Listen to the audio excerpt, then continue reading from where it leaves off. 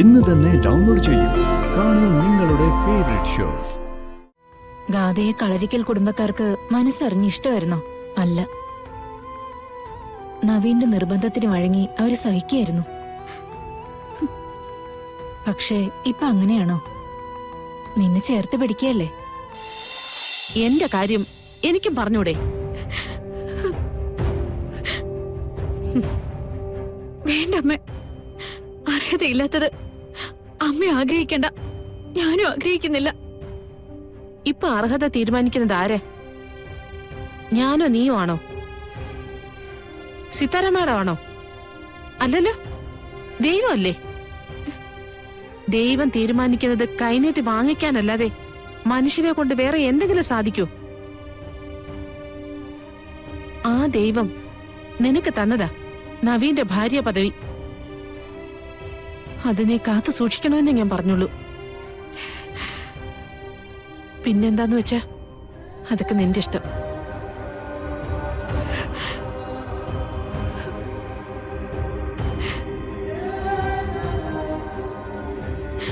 Gopalan mama, ഈ അമ്മ പറയുന്നത് നിങ്ങളും കേൾക്കുന്നില്ലേ?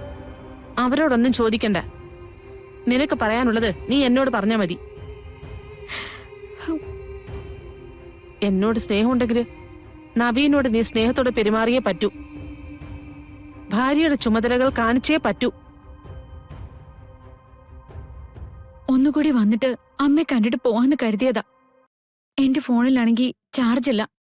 എത്രയും പെട്ടെന്ന് എനിക്ക് പോയേ പറ്റൂ. പൊയ്ക്കോ. ഞാൻ പറഞ്ഞതൊക്കെ മനസ്സിലുണ്ടായിരുന്നാ മതി. അമ്മ എന്തുകൊണ്ടാ ഇങ്ങനെയൊക്കെ ആഗ്രഹിക്കുന്നെന്നറിയോ? ഇപ്പൊ ചില സൂചനകളും സാധ്യതകളും അമ്മയ്ക്ക് കിട്ടിയെന്ന് വെച്ചോ. പോയിട്ട് വാ.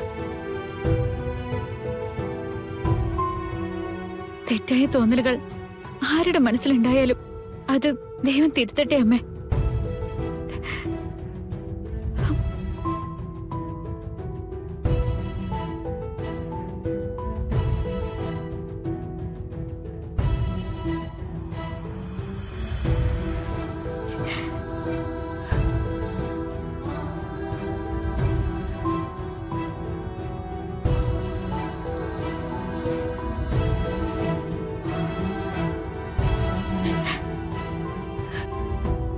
ഗോപാലൻ മാമ, അമ്മ പറഞ്ഞതൊക്കെ നിങ്ങൾ രണ്ടുപേരും കേട്ടില്ലേ?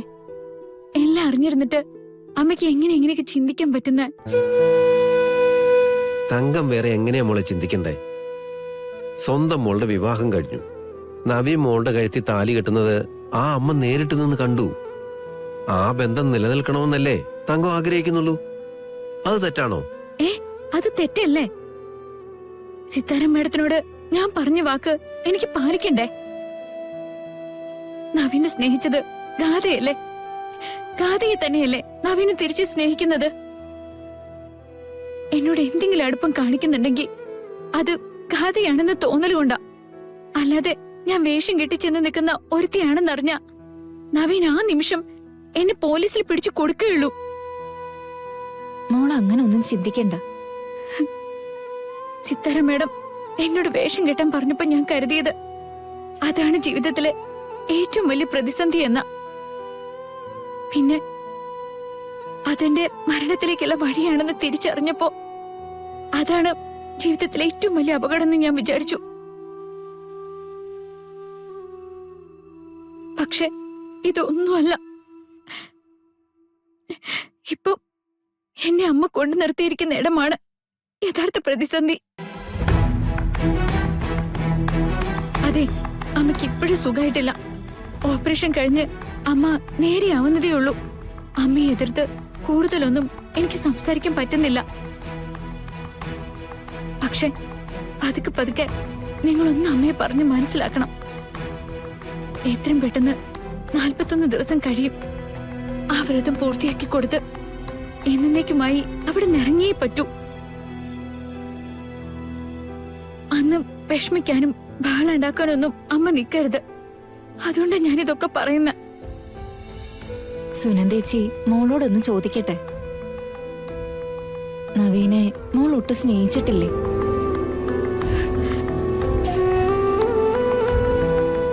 നവീനെ പോലൊരു ഭർത്താവിനെയും ആ ഭർത്താവിന്റെ സ്നേഹവും വേണമെന്ന് ചിന്തിച്ചിട്ടില്ലേ?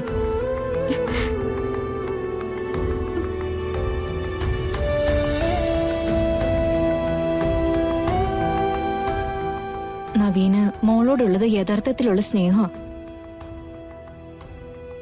അതിപ്പോ ഗാഥയുടെ പകരക്കാരിയാണ് മോളെന്ന് തിരിച്ചറിഞ്ഞാൽ പോലും ഒരു മാറ്റവും അതിലുണ്ടാകാൻ പോകുന്നില്ല. പല കാര്യങ്ങളും നമ്മൾ നേരിട്ട് വന്ന് കണ്ടിട്ടുള്ളതല്ലേ. ഗാഥയെ കളരിക്കൽ കുടുംബക്കാർക്ക് മനസ്സറിഞ്ഞ് ഇഷ്ടമായിരുന്നോ? അല്ല. നവീന്റെ നിർബന്ധത്തിന് വഴങ്ങി അവര് സഹിക്കായിരുന്നു. പക്ഷേ ഇപ്പൊ അങ്ങനെയാണോ? നിന്നെ ചേർത്ത് പിടിക്കല്ലേ, തറവാടിന്റെ ഭാഗ്യമെന്ന് പറയല്ലേ. അതൊക്കെ എന്തിന്റെ സൂചനയാ? മറ്റൊരാളുടെ വസ്തു തട്ടിപ്പറിച്ചെടുക്കുന്നതിന് നമ്മൾ കുറെ ന്യായങ്ങൾ ഉണ്ടാക്കുന്നുണ്ട്, അല്ലാതെ വേറെ ഒന്നുമില്ല.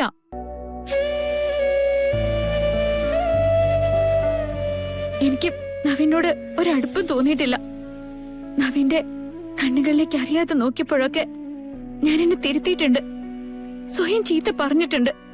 മോളിപ്പോ മനസ്സ് മറച്ചു പിടിക്കുക. സുനന്ദേച്ചിക്ക് അത് നന്നായി മനസ്സിലാവും.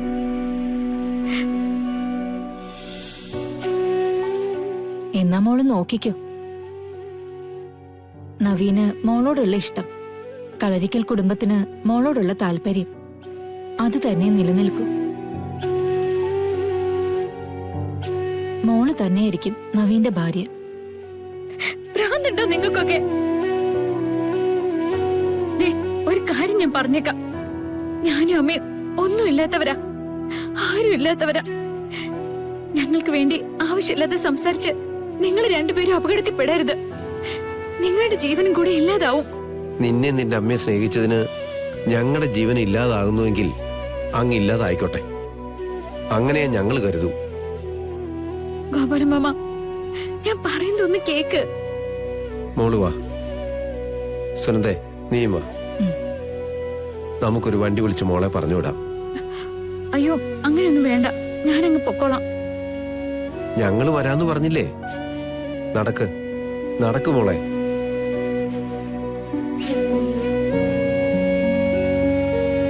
വാ.